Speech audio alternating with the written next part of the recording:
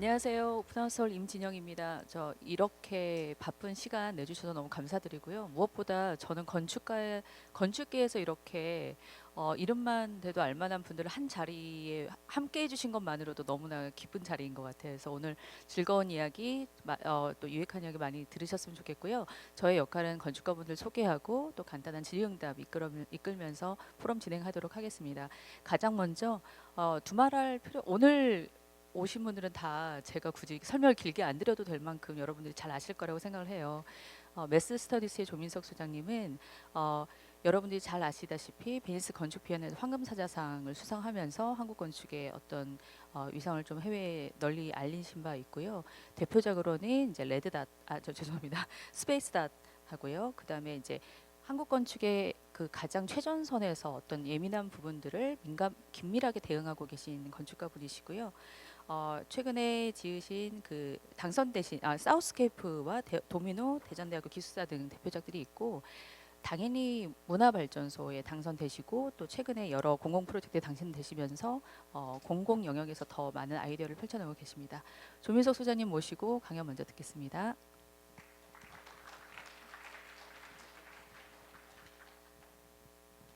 안녕하세요. 조민석입니다. 임진영 기자님 소개 감사하고요. 최경단 대표님을 비롯한 우리 DDP 식구들 이제 굉장히 친근해졌어요. 제가 매달 출근을 하고 있습니다. 여기 지금 그 지난달에는 저 비엔날레 때문에 한 5번을 왔습니다. 그래서 10월이구나 그게. 지금 12월 된 거죠. 오늘도 사실은 그래서 뭐 많이 여기서 보여준 내용들이고 한데 또 다른 크라우드라고 생각을 하고요. 오늘 요청을 받은 지어지지 않은 프로젝트입니다. 지금 저희가 두 가지 프로젝트인데 제목을 우선은 챌린지 그라운드라고, 죄송합니다 영어입니다. 도전받은 그 토양 뭐 이렇게 얘기를 할게요. 그 여기서 땅이라고 하면은 실제로 이 물리적인 땅일 수도 있고, 토양 그러면은 이제 우리가 일종의 도시를 하나의 이제 도시 생태계로 본다면은 뭔가가 자라날 수 있는 그것이 이제 자연 생태계가 있겠고 문화 생태계가 있겠고, 어떻게 보면 DDP도 그런 어떤 디자인으로서 어떤 문화 생태계를 돌보는 널처하는 일종의 이제 이런 그 역할이 또 중요하지 않겠습니까? 공공의 역할로서 특히 돈만 벌자고 막 이렇게 경쟁적으로 돌아가는 이런 데는 또 아닌 거고, 뭐 그런 상황에서 제가 최근에 그 프로젝트들을 공공 프로젝트들을 어떻게 참 럭키하게 많이 이제 관여를 하고 있습니다. 그 중에 큰 프로젝트가 되겠는데요. 한 가지는 문제는 뭐냐면은 이 자본주의 도시에서 이제 남은 땅이 얼마 없어요. 너무 비싸고 땅들이. 그러니까 대부분 저희가 이 맞닥뜨리는 부지라고 주어진 것들이 땅이 거의 없거나 이미 뭐가 있는 위에 뭔가를 해야 되거나 뭐 이런 모든 그 주어진 부지 조건 자체가 굉장히 챌린지입니다. 그래서 그런 면에서 굉장히 재미있는 또 챌린지로 생각하고 작업을 하고 있습니다. 한강에 대한 얘기를 오늘은 주로 할 거예요. 이 두 가지 프로젝트인데, 먼저 한강에 대해서 좀 말씀을 드리면 여러분 잘 아시겠지만은 한강에는 지금 다리가 한 30개가 있는 걸로 알고요. 이게 겸재 정선의 한강 18세기 그림입니다. 여러분 이거는 진경산수화가 아니지 진경이 있고 뭐가 있죠? 이게 진경이죠 이게. 저 또 다른 게 뭐죠? 이상화된 거를 상상해서 그리는, 중국에서 배워온. 없으세요 지금? 저도 지금 블랙아웃 하는데 어쨌든 실제로 그린 겁니다. 여기가 지금 난지도 모습이고요. 여기는 동작동 조금 비슷한 데가 남아 있는 것 같죠? 이게 좀 넘어갑니다. 여기가 어딘지 짐작이 가세요? 힌트입니다. 선유봉입니다. 선유도 아시죠? 정현선 선생님과 조성용 선생님이 만드신.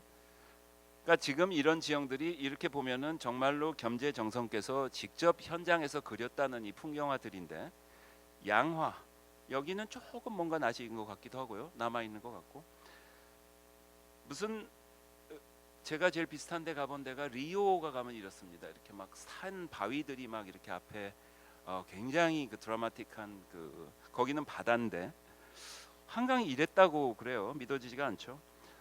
20세기 초반에 이제 선교사들이 와서 이렇게 모습들입니다. 이때만 해도 지금 뭐 상상도 못합니다. 물론 이때는 서울시 인구가 20만밖에 없었습니다. 이런 모습이죠. 그리고는 이게 영등포에 이제 공장이 생기는 거고, 한강에 다리가 생겼죠. 첫 다리입니다.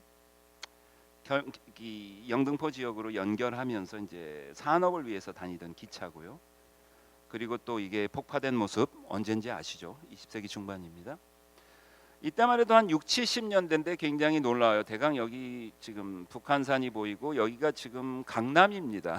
이렇게 칼라 시절일 때인데 지금 이런 목가적인 모습이고요. 여기 짐작 가시겠지만은 아세요? 동부이촌동 여기 사시는 분 혹시 없으세요? 지금도 아파트 남아 있습니다. 저는 요맘때부터 기억을 합니다. 70년대 초반에 저는 아주 어린이였는데요. 가족들하고 같이 해수욕하던 기억이 납니다. 그리고 저는 동시에 이런 기억도 있습니다. 서울에는 여름에 장마가 지면은 홍수 나가지고 5층 아파트에 살았는데 이렇게 막 돼지가 둥둥 떠내려가는 것도 보고 막 이런. 그런데 이제 이 치수가 되었죠. 그야말로. 이게 지금 뚝방에 여의도에 지금 열심히 청소를 이렇게 유니폼을 같이 입고 지금은 이런 모습입니다. 아까 앞에서 겸재 정선이 보여줬던 이런 한강 모습은 아니고 그야말로 플래튼 됐죠. 이렇게 초토화됐습니다. 폭격 맞은 건 아닙니다. 평양처럼 미국에 폭격 맞아서 완전히 90%가 날아간 도시가 아니죠. 여기는 너무 경제 발전을 하다 보니까 빨리 발전해서 이건 제가 지난 여름에 여러분들 잘 아실 겁니다. 2층 다리죠. 반포대교에서 제가 강 건너에 용산에 사는데 건너왔다가 찍은 겁니다. 푸드 트럭 한 몇십 대 하고 이거 보고 뭐라 그래요? 물총 다리입니까? 이름이 있을 것 같은데 그 석양을 바라보면서 이것만 있으면은 거의 빌바오 효과가 일어납니다. 여기 보십시오. 그러니까 한편으로는 그 뭐라 그럴까요? 레질리언스라고 해야 되나요? 도시의 이 서울의 그러니까 여기가 지금 9m가 이제 물이 잠기는 지역이잖아요. 그러니까 뭘 많이 지을 수가 없어요. 그러다 보니까 여기 할 수 있는 그런 뾰족한 것도 없고 그러다 보니까 이제 그렇기도 하지만은 한편으로는 너무 좀 슬픈 게 여기 시민들의 기대치가 너무 낮은 거예요. 그러니까 이 정도만 해도 이렇게 대박이 터지는 이렇게 돗자리 깔면은 저는 이런 모습들을 굉장히 한편으로는 좋아하면서도 좀 더 우리가 이제 좀 이거 이상은 기대해도 되지 않나. 물론 이 DDP 건물이 그런 이제 좋은 시발점이 되는 것 같아요. 밤섬 얘기를 먼저 이제 드릴 텐데요. 밤섬은 여러분들이 잘 아시는 내용이겠지만은 또 잘 모르는 분도 있을 수 있고요. 1930년도에는 1000명이 살던 섬입니다. 아주 많았고 고려 시대부터 살았고요. 유배지였습니다. 조선 시대 이제 한양 천도가 되면서는 이쪽에 이제 배를 만들며 살았어요. 그래서 68년에 없어지게 됩니다. 갑자기 살해를 당합니다. 이 땅이. 근데 그 400명이 넘게 살았습니다. 70가구 정도가. 그래서 다 와우 아파트 밑으로 이사를 갔죠. 지금 보시면은 그 당시 지도인데 여기 보이는 게 뭔지 대강 아시겠죠? 여의도입니다. 여의도는 모래벌이었죠. 그래서 이제 비행장이 있었고 이 밤섬이 그 모래벌 끝에 이렇게 볼록 올라와 있는 돌섬이었습니다. 그래서 그 갑자기 이제 이렇게 없어지게 된 이유는 잘 아시는지 모르겠지만은 이 여의도를 좀 제대로 이제 제방을 만들고 백일 전투를 통해 가지고 골재가 필요했던 거죠. 그래서 이제 완전히 백일 전투라고 해가지고 이게 뭐 6km인가 7km가 되는 제방이 이렇게 쌓였고요. 이게 점점 이제 이렇게 시간에 따라서 변하는 겁니다. 그래서 한 10개의 돌조가리로만 남아서 물속에 잠겼다가 드러났다 하는 그런 이제 밤섬의 모습이었는데 이게 이제 지난 벌써 50년이 넘었네요. 51년이 됐는데 6배가 커졌습니다. 그러면서 여기에 이제 서강대교가 이렇게 교각만 있을 시절 저는 기억합니다. 대학교 때도 그랬던 것 같은데 그러고는 지금도 자라나고 있습니다. 6배를 더 넘어갈 것 같습니다.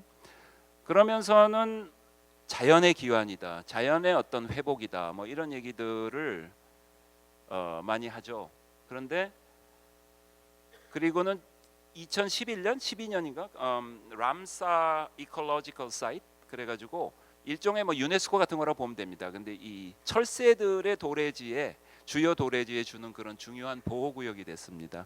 그러니까 한편으로는 지금 다시 이제 이런 다시 자연이 귀환한 이런 모습인데, 흥미로운 거는 자연이 그냥 이렇게 기분 좋게 훈훈하게 이렇게 돌아오는 회복력, 뭐 힐링 파워의 네이처의 뭐 어쩌고 이런 서사가 사실은 꼭 그것만은 아니에요.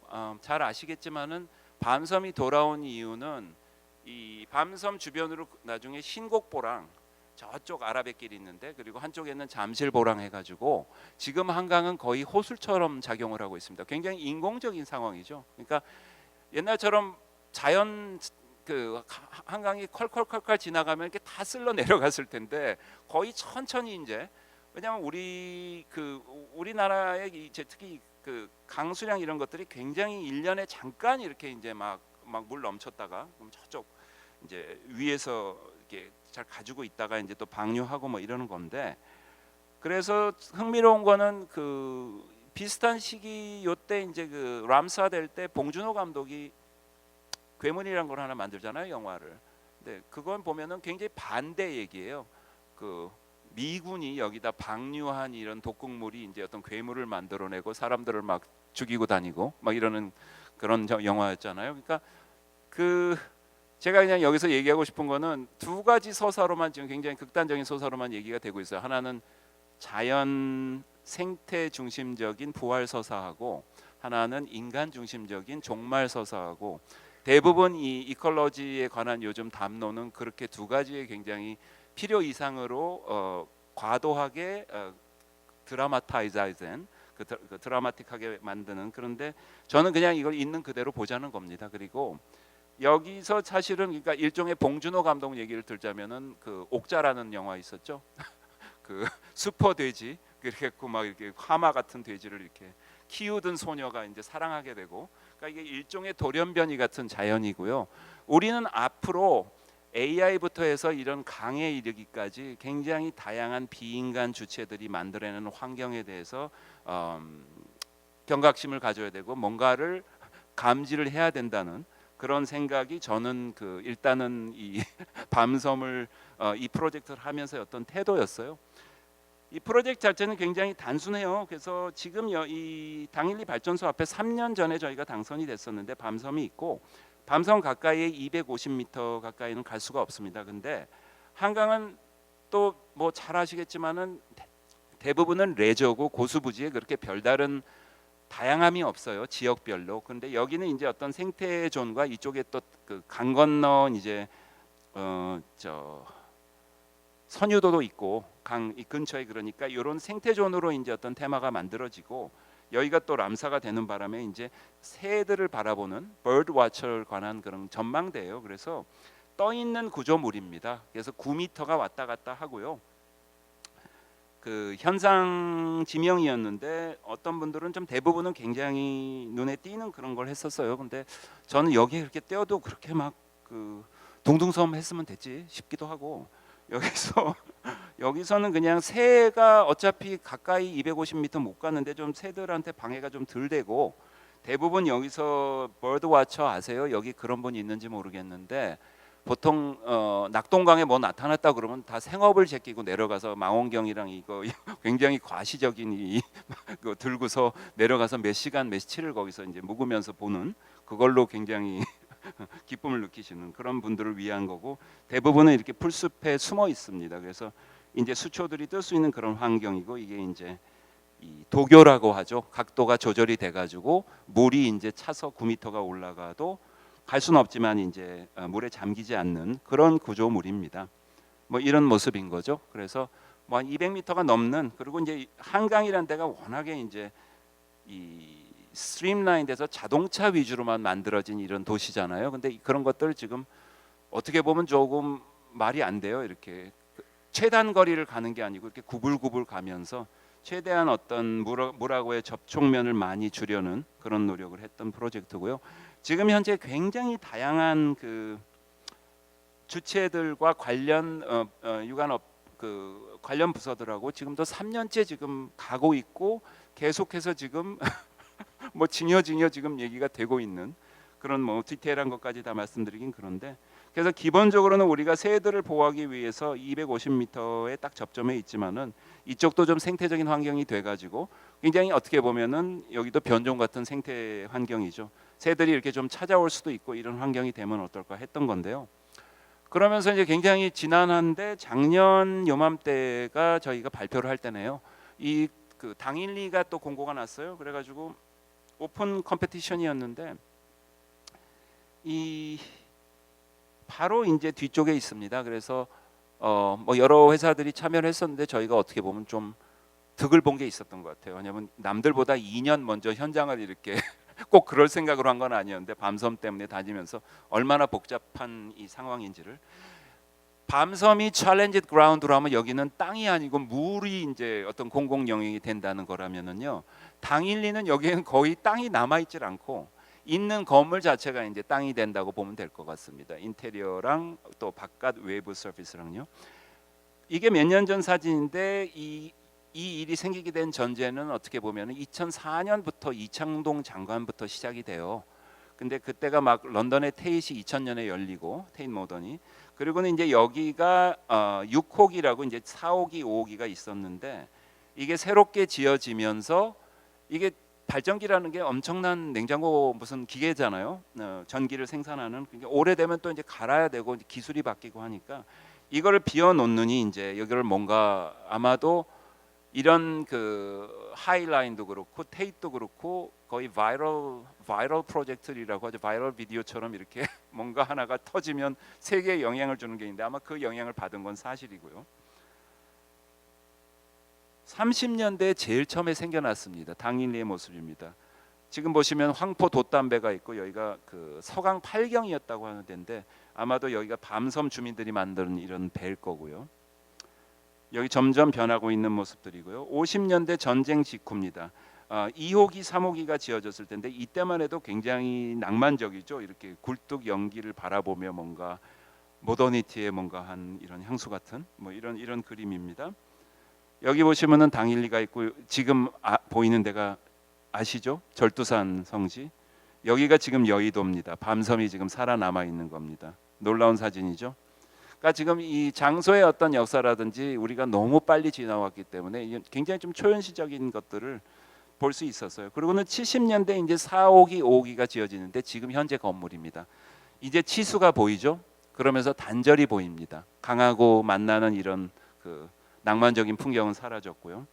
지금 보시면은 저는 참 안타까운 게 뭐 노상하는 얘기입니다. 요즘 근데 이 강을 도시를 갈 때마다 강을 보면은 도시의 그 지능을 좀 판별할 수가 있어요. 그러면 그렇게들 얘기를 하죠. 제가 한 말이 아닌데 그럼 서울은 IQ 측정이 안 되는 수준이죠. 그러니까 두 가지 벽, 하나는 시속 70km의 자동차가 달리는 벽이 있고 그 다음은 사적인 뷰들만 있는 이런 병풍을 친, 어떻게 이렇게 철두철미하게, 그런 면에서 저희한테는 이 밤섬이나 당일리가 이 강하고 만날 수 있는 어떤 마지막 시민을 위한 공적인 섹터에서 이런 것이 물론 앞으로 뭐 계속 복개도 하고 이제 이런 프라이빗 디벨롭 이런 측면에서 이런 시도들이 지금 서울시를 중심으로 해서 많이 일어나고 있는 걸로 알고 바뀌어야 될 거로 생각하고 있는데요. 한 가지는 제가 지금 정립문화재단하고 한 가지 플러그인을 하면은 지금 안창모 선생님하고 지금 한강이, 안창모 선생님 뷰는 여기가 역사가 그 분단의 어떤 산물이다. 한강이란 데가 뭐 말로만 민족의 젖줄이지 여기서 어떤 산업이 일어나고 항구가 있었고, 물론 일제 시대까지는 용산에도 항구가 있었죠. 근데 지금은 배도 지금 안 들어오게 돼 있고 뭐 이런 여러 가지 복합적인 상황이 있어서 분단 만약에 체제가 달라진다면 한강이 어떻게 변할까를 상상하는 거거든요. 여기에도 거기 관심 있어 오신 분들도 있는 거로 알고 있는데 많이 관심 가져주면 좋은 주제인 것 같아요.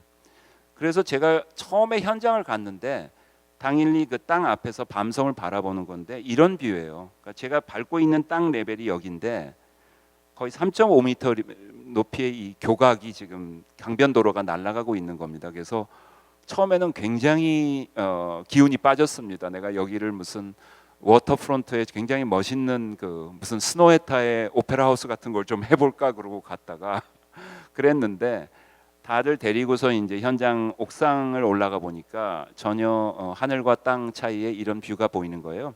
그래서 여기에 챌린지 그라운드는 이 터빈 홀이 지상 18m 높이의 지붕인데 이거를 완전히 공공 퍼블릭 그라운드로, 그러니까 진짜 마로니에 공원 같은 일이 일어나는 건물 위에 그런 걸 저희가 생각했던 겁니다. 그래서 지금 보시면은 두 개 5호기하고 4호기가 이제 지금 이 안쪽 게 4호기고 요 가까운 게 5호기예요. 근데 컴피티션 전에 이제 결정된 거는 두 개가 있는데 발전소를 한쪽은 5호기는 그대로 보존을 하는 거예요. 그래서 산업유산으로 쓰면서 뭐 필요하면 그 안에서 무슨 테크노 파티 정도는 할 수 있는 기계들 그대로 놔두고, 그리고 4호기는 내부 기계들을 다 끄집어내서 기계들은 어디서 잘 보관해야 되고 나머지를 문화 공간으로 쓰는 겁니다. 그래서 한 가지 또 플러그인 하나 더 할게요. 지금 문화역 284에서 전기우주라는 전시 보신 분 있으세요? 손 들어 보세요. 아, 아깝네요. 오늘 7시까지 하거든요. 꼭 보셔야 돼요. 오늘 끝이에요. 마지막이에요. 너무 아까워요. 기계 비평가 이영준 선생님이 하신 건데 전시 디자인도 너무 잘 됐고, 이거 보면은 야, 그거 좀 연장 좀 하자고 그러면 안 되나? 이렇게 안 보셨을까? 그 모더니티를 주제로 해서 계속 뭐 커피 뭐부터 해서 계속 DMZ 올해 그런 시리즈인데, 이번에는 발전 전기 생산을 가지고서는 어떤 20세기를 돌아보는 그런 전시거든요. 어쨌든 그래서 저희가 지금 저희 아이디어는 두 개를 합하는, 이게 130m 길입니다. 그래서 한강을 바라보는 면이 130m 그리고 70m. 요 코너가 이제 딱 남쪽에 한강을 바라보게 되는데 양쪽 다 이제 한강의 면에 있고요. 그리고는 그냥 표 안 내고 입장료 안 내고 여기 18m까지 올라올 수 있는 에스컬레이터도 안에 들어 있고 바깥에. 그렇고 이제 주변에 이제 또 이 사이 공간에도 이제 저희가 프롬나드라고 하는, 그리고 이제 주변에 또 4호기 같으면 여기가 그 집진기가 있던 데인데 그거를 다 이제 뜯어내고 그걸 받치던 기계 그 저 구조물만 이용해 가지고 그걸 타고 올라와서 여기가 이제 뭐 데크가 되고 뭐 도시 농업 같은 것도 할 수 있는 것도 저희가 제안을 하고, 기존에 있는 최대한의 그 저희는 뭐라 하면 전유라고 하죠. appropriation. 그러니까 인벤션 이전에 있는 것들을 최대한 발견해서 사용하려는 거고, 저희 아이디어 하나는 어쨌든 이 위를 구조를 다 다시 해야 됩니다. 그래서 지금은 그냥 이런 공장 지붕이거든요. 그렇고요. 또한 여기에는 그 트럭이 올라갈 수 있도록 해가지고 대형 엘리베이터가 올라가서 뭐 푸드 트럭이라든지, 저는 이제 이런데 커머셜하게 이제 뭔가 또 이런 것들이 있어야 되고 사실은 뭔가 지원해 주는 게 있어야 되는데, 좀 이런 대형 무슨 커피 프랜차이즈 이런 거 말고 이렇게 좀 젊은이들이 창업도 하고 좀 조그맣게 시작할 수 있는 그런 단위의 것들이 많이 들어갈 수 있는, 지금 문화부가 건축주인데 문화부에서도 굉장히 좋은, 지금 뭐 그 운영자는 항상 그렇지만은 다 지어지기 전까지 이제 뭐 안 정해질 수가 있는데 좋은 분들이 자문을 하고 계시고요. 그래서 5호기를 보면 지금 이게 지금 68년에 손으로 미국 사람에 의해서 그려진 50m 높이의 가운데 게 이제 보일러고요. 옆에 이제 터빈이 있고요. 그리고는 이게 이제 집진 시설이고 굴뚝으로 해서 나가는 겁니다. 이걸 그대로 살리는 겁니다. 사실 건물 자체가 중요한 건 없습니다. 이건 건물은 그냥 이렇게 이 기계를 좀 이렇게 뭐 비 좀 덜 맞게 해주고 뭐 이런 정도인데, 여기서 저희가 챌린지 그라운드라는 건 저희가 보통은 땅을 하면은 빈 땅을 이제 주어지잖아요. 그러거나 아니면은 챌린지가 뭐 굉장히 경사가 좀 있다거나 이런 건데, 여기는 이 50년 된 도면을 손으로 그린 도면을 일일이 또 다시 CAD로 그리면서 현장에서 3D 스캔을 다 해가지고 또 이 도면과 다른 것들을 또 안에다 다 집어넣고 직접 또 눈으로 확인을 하고, 이게 보통 일이 아닙니다. 저희가 우리 젊은 건축가들이 학교 나오자마자 이 화이바 모자 쓰고 현장을 지금 가서, 근데 모든 디자인 아이디어들이 발품 파는 양에 비례해서 나온다. 처음부터 엄포를 줘서 정말로 좋은 아이디어들이 계속 나오고 있습니다. 그리고는 이런 거예요. 5호기 같으면 지금 모형으로 이 DDP에서 전시가 됐던 건데 뭐 별로 다를 게 없어 보이지만은 앞에 덕지 많이 붙어 있습니다. 뭐가. 그리고 실내외로 그런 중요하지 않은 것들을 다 걸러내고 어떻게 보면 정화를 하는 이런 게 저희 5호기를 위한 주요 작업이고요. 4호기는 이제 그 보일러를 다 들여내고 터바인 홀이 이제 그 블랙박스로 한 600명까지 앉아서 볼 수 있는 멀티 홀이 되고, 지하는 이제 전시 공간이 될 겁니다. 저희 생각에는 DDP도 어떤 포지셔닝이 있고 여긴 하지만 홍대라는 저기 하고 요즘 보면 뭐 북페어도 있고 뭐 타이포그래피 전시도 있고 굿즈도 있고 뭐 굉장히 이런 생태계들이 막 터지고 있잖아요. 그야말로 그런 그 역동적인 어떤 그런 활동들이 또 3년 이후에 지어졌을 때 어떻게 될지 모릅니다. 그러니까 그런 것들이 담아질 수 있고 무슨 비엔날레 같은 거 하면 딱 좋은 베뉴일 것 같아요. 그렇고 중간에 이제 이 50m 높이의 버티컬한 공간이 제일 꼭대기에 이제 보일러는 이제 튀어나온 부분은 저희가 하이퍼 파빌리언이라고 이름을 붙였어요. 그래가지고 정자처럼 여기가 서강 8경이니까 20m, 20m에 뭐 거의 한 30m의 큐브입니다. 근데 지붕만 씌우고 이 보일러를 사실은 다 그 관리하기 위해 있던 catwalk예요. 그래서 그 catwalk가 굉장히 건축가가 만들려고 그러면 도저히 만들어지지 않는 그 기계 논리 때문에 이렇게 생겨난 그런 이상한 길인데 이렇게 한 바퀴 올라갔다 내려오는데 이 보일러는 고스트처럼 그냥 보이드로 남아 있고 이렇게 하면 굉장히 특이한 경험이 될 것 같아요. 또 옆에는 원본 같이 있고 또 보존된 게 5호기에 있고 그래가지고 한 가지 제가 농담으로 최근에 그 뉴욕의 토마스 헤더윅이 한 베셀 있잖아요. 저는 그 이제 완공 전에 앞에서만 봤는데 그게 지금 버젯으로는 한 6배 됩니다. 그 자체가 이 프로젝트에. 근데 내용은 전혀 없죠. 인스타그램 액티비티가 내용입니다. 그거는. 근데 여기는 높이도 비슷해요. 근데 뷰는 훨씬 좋을 겁니다. 거기는 뉴저지 바라보고 있는 거거든요. 뒤쪽은 이제 뭐 엄청난 또 팬시한 몰이 들어가 있고요. 그리고 중간에 또 중요한 건 생태계라고 얘기하는 거는 여기가 지금 그 일종의 레지던시 프로그램 같이 돼갖고 뭐 젊은 디자이너들이나 아티스트나 이런 사람들이 직접 만들고 제작하고 시연도 하고 뭐 여러 가지를 할 수 있는 그런 공간을 지금 생각하고 있어요. 그래서 이거를 어떤 구도로 불러야 될지는 모르지만은 뭐라고 불러야 될지 모르지만 좀 굉장히 좋은 비전을 가지신 분들이 잘 이끌어줬으면 하는 그런 이제 생각들이 있고요. 그러나 이 DDP하고도 비교했을 때 비슷하다고 보는 거는 DDP가 저는 훌륭하다고 생각하는 거는 공공 공간으로서 우선적으로 굉장히 훌륭한 작용을 하고 있어요. 물론 여기는 이 로케이션 자체가 동대문이라는 위치 뭐 이런 것들이 또 중요하기도 한데 여기도 못지않게 좋습니다. 한강변인데 여기 상수역하고 뭐 100m 거리고요. 홍대에 어쨌든 이 주차장길이 쭉 오는 데인데 이제 지하에는 그 보일러가 들어있던 공간에 50m에 걸쳐서 어떻게 보면 이런 저는 그냥 큐브형 구겐하임이라고 부르는 건데 이제 구겐하임이 3번 쌓여 있는 겁니다. 실내에서 2번 그리고 하이퍼 파빌리언에서 또 하나 그런 거고요. 그리고는 이제 좀 더 욕심을 냈는데 여긴 좀 떨어져 있어요. 컴페티션에서는 여기 땅이 하나 옆에 더 있어서 여기는 중부 발전소에서 이제 지하 주차장을 하면서 지상을 또 공공 공간을 만드는 건데 제가 얘기한 거는 또 최대한 여기는 좀 너무 이 땅이 귀중한 데인데 이런 기회가 생겼으니까 저희 아이디어는 이 내부의 공간하고 연결이 되는 외부 공간을 생각한 거예요. 그래서 여기 이제 뭐 입구나 이런 것들이 있는데 지금 블랙박스로 쓰는 4호기의 공간하고 70m의 공간이고 50m 그리고 10m의 차이를 두고 70m짜리 이제 보존되는 5호기의 터바인 홀이 있는데 이게 vertical lift gate 뭐 이렇게 얘기하는 그 비행기 경납고 같은 데 쓰는 폭이 이제 20m, 24m 이렇습니다. 굉장히 장스팬의 공간인데 이런 것들을 3개 달아가지고 외부 공간까지 연결을 하면은 장장 250m 길이의 내외부 공간이 되는 거예요. 그래가지고 컴페티션 때 이제 이런 내용들을 보여줬죠. 우리가 이게 보잘것없는 건물 같지만은 뭐 베니스 비엔날레, 아세넬레의 면적은 더 큽니다. 우리가 높이는 길이는 320m로 조금 딸리죠. 우리가 250이니까. 근데 뭐 테이트 모던은 지금 155m. 우리는 이거 다 연결하면은 250m. 그러니까 뭐 앞에서 보여주는 게 뭐냐면은 요즘 시청 무슨 보면 노상 텐트 올라오고 이러잖아요. 뭐 이런 거 얼마든지 가변적으로 많이 만들어 가지고 굉장히 큰 행사를 기획할 수도 있고 뭐 이런 것들을 제가 생각하고 있고요. 뽕피드 센터도 뭐 어떻게 보면 대적할 수 있습니다. 저희가.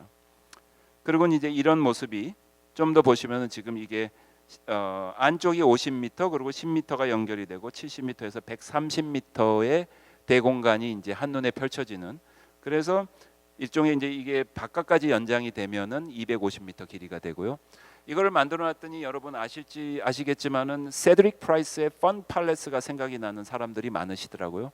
특히 이제 외국에서 오신 큐레이터들이 나보고 우리 보고 이게 당신의 펀 팔레스냐. 그래서 최근에 그 베셀 옆에 딜런 스콧 비디오가 쉐드라고 만든 게 있습니다. 그 사람들이 이제 자기들의 펀 팔레스라고 이렇게 만들어 놓은 굉장히 또 좀 부티나는 건물이죠. 근데 여기는 제가 그랬어요. 그냥 우리는 이게 파운드 펀 팔레스다.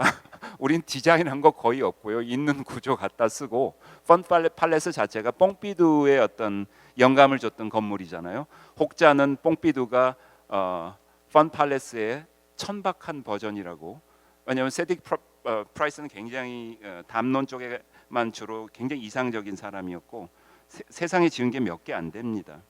그래서 전체적으로 이 저희 챌린지 그라운드의 저희 어떤 계획은 디멘션으로 보면 250m고요. 밤섬까지 어쩌다가 연결이 되다 보니까 물론 오르락 내리락 하지만 제일 낮았을 때부터 이 하이퍼 파빌리온까지 하면은 한 50m 가까운 수직적인 높이를 하나의 땅으로 저희가 보고서 지금 계획을 하고 있는 중이고요. 이게 지난달까지 했던 그 전시예요. 이게 지금 저희가 굉장히 귀엽게 만들어봤는데 이게 저희가 가운데 있고요. 여기는 밤섬이 관련된 유관 부서들, 컨설턴트들 뭐 이런 것들이고요. 이쪽은 당일이고요. 이게 저희가 중심에 있고서 있게 된 게 아니고 어쩌다 보니까 좀 액시덴털하게 이렇게 된 건데, 그러니까 저희 서울이 이제까지는 정말 엄청난 규모의 특히 토목 쪽에 관련된 일들이 지휘자 없는 오케스트라처럼 돼 왔어요. 그렇고 여기선 저는 을 중에 을인데 지금 지휘자를 자청하고 뭔가를 코디네이트해서 만들어보려는 노력이기 때문에 이게 보여주는 게 저는 계속 이걸 하는 건 저는 일종의 캠페인이지 지금 다 확정적으로 보여주는 게 아니거든요. 근데 투명성을 좀 더 많이 보여주고 기록으로 촬영 중이시죠. 그렇고 제가 그냥 나오지 않습니다. 그렇고 이것도 재밌었는데 이게 뭐냐면은 이렇게 복잡한 구조, 디시전 메이킹 프로세스도 부족해서 집합도시 이 전시를 이용해서 또 여러분들의 의견을 받는 거였거든요. 그래서 이렇게 포스트잇을 판넬마다 준비해가지고 점점 올 때마다 전시가 변해 있고 점점 파란색이 없어지고 이렇게 하얘지면서 굉장히 재미있고 실제적으로 대부분은 80%는 굉장히 진지한 제안들이었어요. 그래서 제가 처음에 이걸 했을 때 와 이게 요즘 뭐 트위터나 이런 거 보면 너무 막 무섭잖아요. 근데 여기는 일단은 입장료를 내고 오는 특정 관심 가진 사람들이기도 하고 굉장히 학구적이고 진지하고 이래서 되게 좋았고요. 물론 장난스러운 것도 전 굉장히 좋아하니까 그랬군. 뭐 이런 다양한 주제를 가지고 그러니까 기계가 땅이기도 하고 어떤 내용이 또 중요하기도 하고 그리고 하나의 프로젝트라는 단어라는 게 어떤 과제잖아요. 근데 이떤 프로젝트가 사실은 지금은 큰 프로젝트라고 얘기하는 그 대문자 P자로 되는 프로젝트가 지금 없는 세상이에요. 어떻게 보면 근데 어떻게 보면 무계획의 계획 그런 식으로 이게 진행이 되어 왔어요. 지난 한 15년 동안 2004년부터 그게 이제 땅 자체가 가지고 있는 어떤 잠재력에 의해서 정권이 4번 바뀌었고요. 굉장히 다양한 인물들이 여기는 정권이 바뀔 때마다 왔었고 앞으로도 어떻게 될지 모르지만 지금 열심히 하고 있고 지금도 사실은 문화부하고 미팅 중입니다. 근데 저희는 뭐 건축의 한 과정으로서 저희가 지금 오늘 기회도 제가 기꺼이 왔던 거는 이런 일입니다. 그래서 여기가 이제 밤섬에 와 있는 두루미의 뷰입니다. 여긴 사람이 못 가는데 지금 현재 모습이 이렇고요. 이제 이런 게 나올 겁니다. 사람들이 희끗희끗 보이겠죠. 그러나 이렇게 별로 달라지지 않을 거고 여기 이제 소음이 많습니다. 차들이 쌩쌩 다니니까. 그러고는 이제 이게 될 때고 김찬 선생님 어서 오세요. 반가워요. 네. 뭐 이런 모습입니다. 그러니까 뭐 경관적으로는 뭐 크게 다를 거 없을 것 같고요. 일단은 제가 보여드릴 거는 여기서 끝나고요. 이제 Q&A가 있을 텐데 저희가 요 밑에 뭐 전시 때 보셨을지 모르겠지만은 저희가 요걸 한 25분짜리로 비디오로 전시 백드랍으로 만들었던 거예요. 근데 이거는 지금 기본적으로는 한강 얘기가 나오고요. 이 보트를 빌려가지고 밤섬 좀 보고요. 밤섬 얘기가 아까 제가 얘기했던 뭐 봉준호 감독 영화 얘기도 나오고 그리고 뒤에는 한강의 연대기가 나옵니다. BC 3000년 전부터 나옵니다. 그 지난 5000년을 통해서 보고 있는 건데 제가 거기서 말하고 싶었던 거는 저는 건축을 하나의 결과물로서만 보지는 않습니다. 그리고 사실은 결과물을 보지 않고요. 과정의 일부라고 봅니다. 그리고 전체가 하나의 굉장히 긴 퍼포먼스의 일부라고 생각을 하고요. 저희는 어쩌다 보니까 이 긴 유구한 역사 속에서 이 참 비빔밥처럼 이렇게 막 뒤집어지고 막 바뀌는 속에서 어떤 역할을 지금 하고 있는 거고요. 그런 면에서 저희가 그런 걸 좀 그런 미미함, 그러나 뭔가 지금 중요한 저한테 주어진 기회들을 최대한 좀 잘 해보려고 하는 그런 생각을 하게 됐습니다. 감사합니다.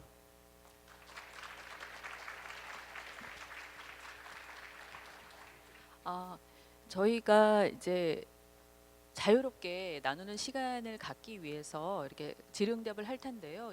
플로어에서도 저희가 질문을 언제든지 받기 때문에 궁금하신 거는 바로바로 손을 들어서 알려주시면 저희가 또 질문을 드리겠습니다. 이제 처음 드릴 질문은 사실 2010년도에 봉준호 감독님이랑 공간에서 대담을 하신 적이 있어요. 그래서 그때 주제가 한강이었거든요. 그래서 저는 그게 참 기념비적이었던 게 한 분은 10년 15년 뒤에 한 분은 황금사자상을 타시고 한 분은 종려상을 타실 줄을 몰랐지만 그런 기억이 있습니다. 아무튼 그때 나눴을 때 대담에서 한강을 도시의 어떤 말단이라고 표현하신 게 아직도 기억에 남아요. 그래서 한강을 접근을 하셨을 때 이 지역이 어떻게 접근성이나 혹은 이 지역에 정말 한강을 보는 시각 자체가 달랐던 것 같아요. 그 부분에 대해서 어떻게 접근하고자 했는지 좀 먼저 여쭤보고자 합니다. 그것을 기억해 주시니까 또 굉장히 감회가 새로운데, 왜냐하면 그때하고 지금하고는 너무 많이 달라졌죠.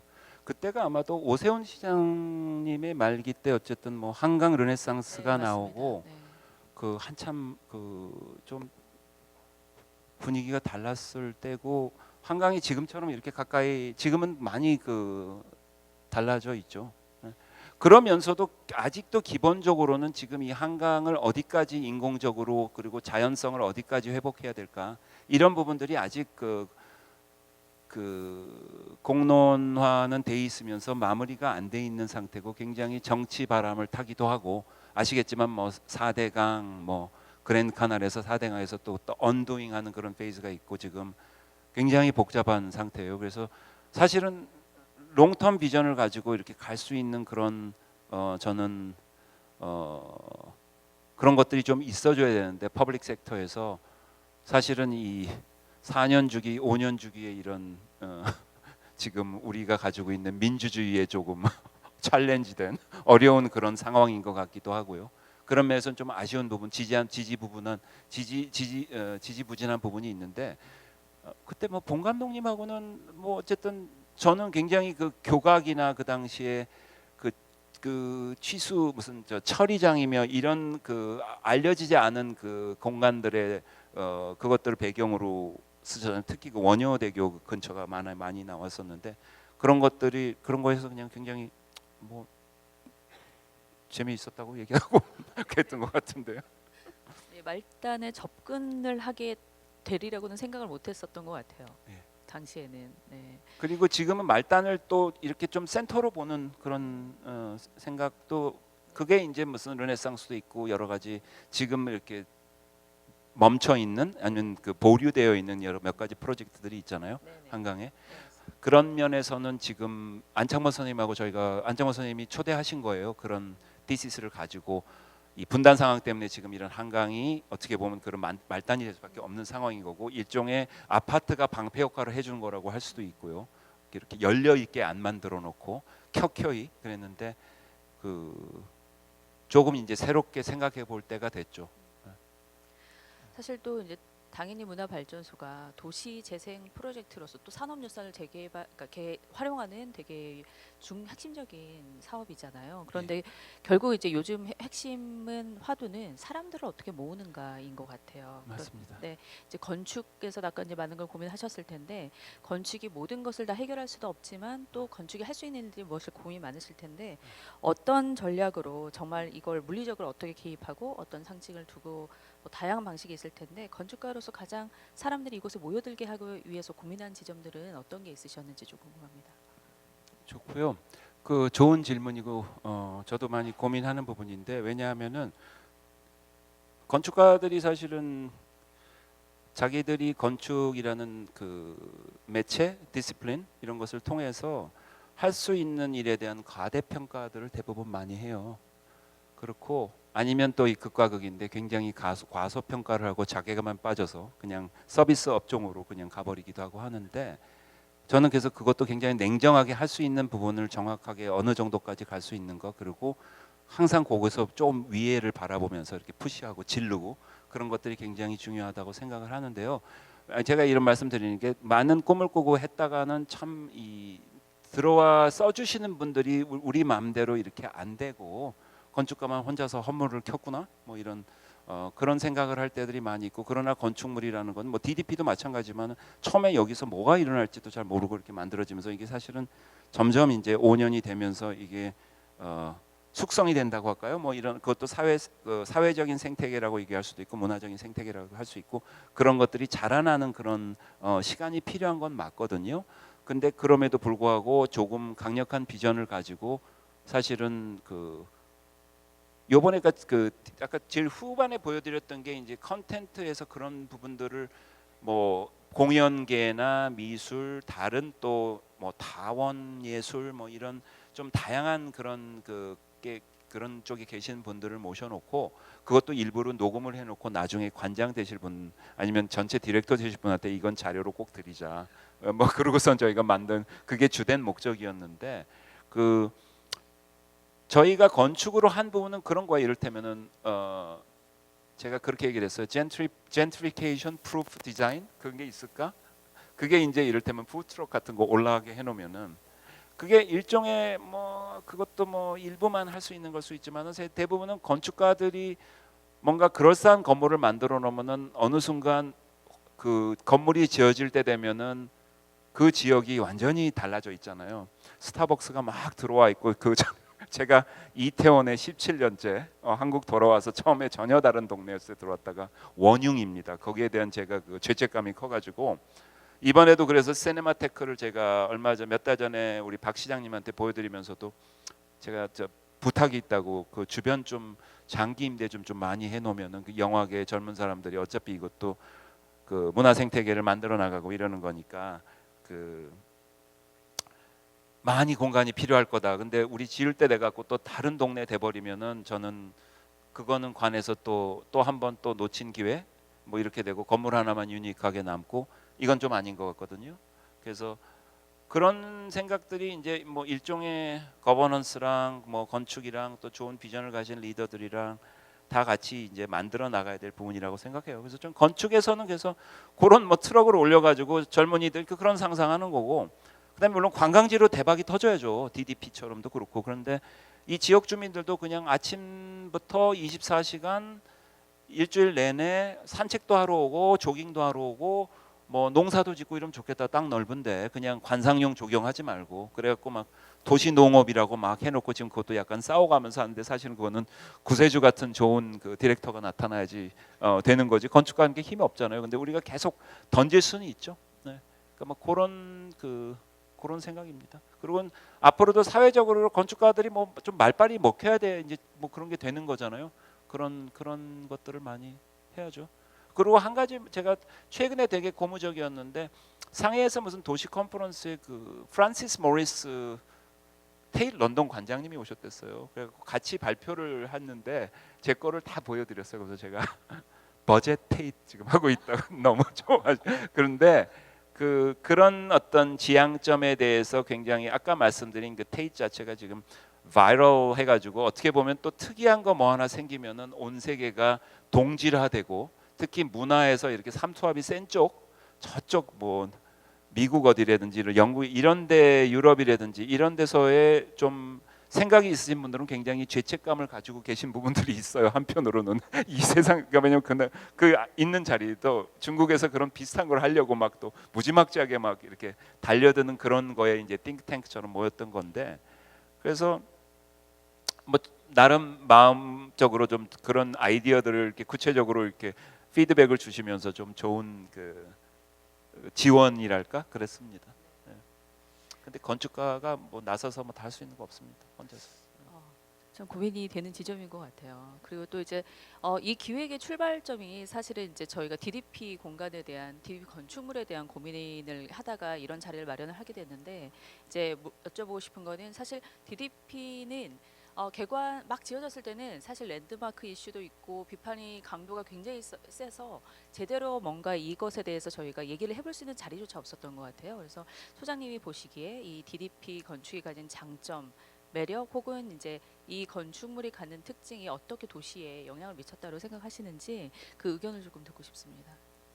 저는 DDP를 되게 좋아하는 사람입니다.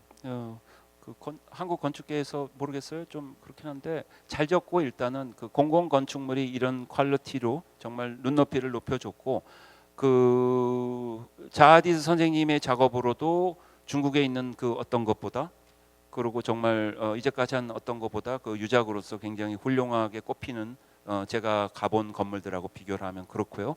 그랬고 이 자리가 성공적인 거는 어쨌든 장소의 어떤 이런 중심적인 어떤 위치도 있지만은 디자인 자체가 어떻게 보면 당일 아까 말씀드렸다시피 제가 가지고 있는 생각도 전시나 공연은 뭐 일주일에 한 번, 1년에 한 번 뭐 이렇게 좋은 거 있을 때 보러 가는 거지만은 공공 공간으로서 먼저 성공을 해야지 이 같이 이제 이건 문화 공간으로서는 덤으로 갈 수 있는 그런 거라는 생각이 있습니다. 특히 당일의 경우 그렇지만은 DDP가 좋은 예인 것 같아요. 지하철하고도 연결돼 있고 정말 여기는 정말 문화의 문자도 모르지만은 이렇게 그냥 지나쳐서 공원처럼도 쓸 수 있고 근처에 사시는 분들이 항상 오기도 하고 그래서 다양한 층에서 경험할 수 있는 도시 공간이 되기를 이 프로그램하고도 잘 맞았던 것 같고요. 물론 조금 도도함을 피해야 되는 그런 근데 아직 이제 점점 그런 문화들이 뭐 그렇지만은 하이브로 로브로 이런 구별도 그렇고 좀 점점점 많이 사라지는 것 같아요. 너무 이렇게 엘리트 그러니까 그런 것들 이렇게 잘 이제 잘 버무려야 되는 또 부분이기도 한데 그게 보면 지금 공공기관들 미술관이나 이런 데의 어떤 챌린지인 것 같고요. 한편으로는 이렇게 돈을 들였을 때 나온 결과물들이 더 그러니까 돈을 들이면 이렇게 좋은 공간이 나온다라는 실체를 보여주는 것이기도 하지 아 않을까요? 그럼요. 네, 공공건축물에서 항상 저희는 맞아요. 많은 예산을 투입하는 게 대해서 주저하잖아요. 네. 네. 아니 그러니까 세금으로 이렇게 이런 퀄리티로 사실 우리나라만큼 훨씬 못 사는 나라들도 지금 대단해요. 그런 것들 하는 거 보면 제가 최근에 그 대만에서 세 번째 도시, 두 번째 도시구나 카오슝에 최근에 그 메카노가 한 그 공항만한 티에터 컴플렉스 아세요? 거기 안은미 선생님이 공연해갖고 제가 갔었어요. 뭐 강의 겸 해서 갔었는데 깜짝 놀랐어요. 근데 거기도 약간 그 아시아 문화의 전당 같은 건데 지금 그 특히 이제 아시아에서의 그런 열망들이 대단한 것 같아요. 유럽은 이미 이제 조금 올드 대륙이고 새로운 것에 지금 아직 그 이렇게 닳지 않았고 새로운 아직도 많은 것들이 발견이고 그러면서 그런 공공기관이나 건물들이 생겨나는데 한국도 굉장히 고무적으로 이제 놀랍게 하는 그런 예들이 우리 근처에서 지금 마구 생겨나고 있습니다. 홍콩이나 이런 뭐 중국은 이미 우리는 따라잡혔다고 보고요. 거기는 우리 데모크라시 시스템하고는 좀 다르니까 뭐 그거를 그래서 우리가 불허할 일은 아닌 것 같은데 우리나라가 또 유니크하게 할 수 있는 이런 우리 체제 안에서 건강한 부분들이 있으니까요. 어, 또 한 가지는 이제 아까 쓰신 표현 중에 인스타그램을 액티비티라는 표현이 저는 너무나 인상적이었거든요. 그러니까 최근에 어떤 공간을 방문하고 어디를 가고자 하고 거기를 촬영을 해서 내가 그곳에 있었다는 것을 증명하는 어떤 것들이 저희의 많은 부분들을 설명을 하고 있는 것 같아요. 도시 공간의 변화를.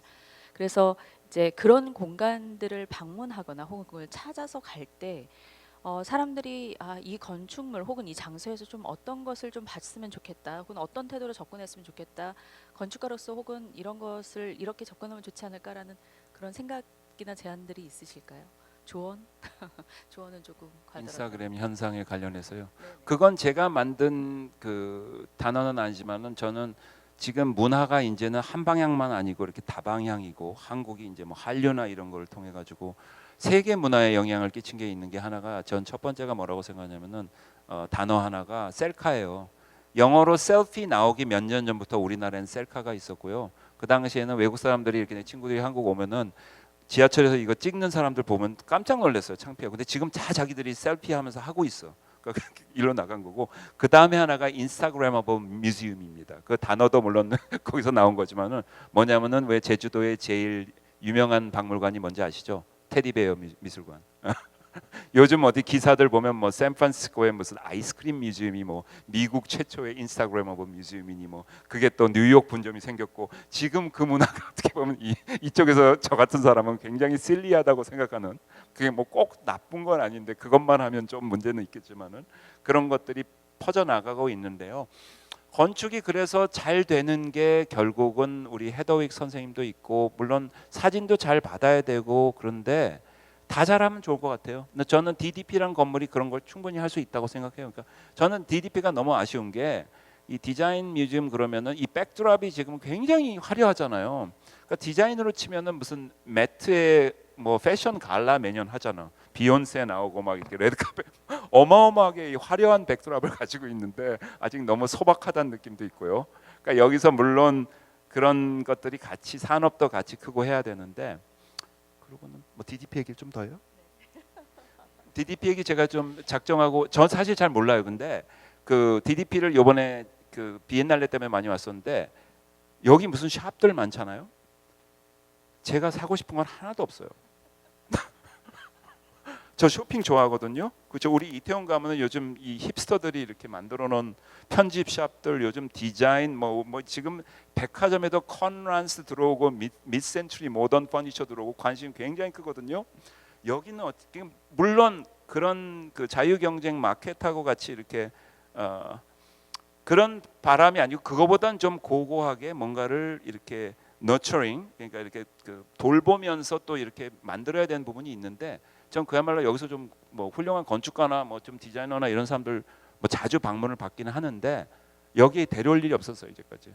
그러니까 난 여기 딱 왔을 때 뭔가 이렇게 한국에 오면 꼭 디자인 꼭 전시가 보고 그걸 떠나서 항상 있는 카페도 훨씬 더 멋있게 될 수 있고 뭐 그런 것도 그런 좀 서포트하는 부분 그 돈도 벌고 오면 좋잖아요. 그리고 제가 그런 걸로 하나의 가능성을 봤던 게 비엔날레 할 때 우리 그 커먼 그라운드에 있던 무슨 그 책방인데 굉장히 도도하신 분이 있던데 거기 앞에 요 밑에 이 건물 밑에 팝업으로 그 했었거든요. 이건 좀 노상이 있었으면 좋겠다. 무슨 카카오 뭐 이런 거 말고요.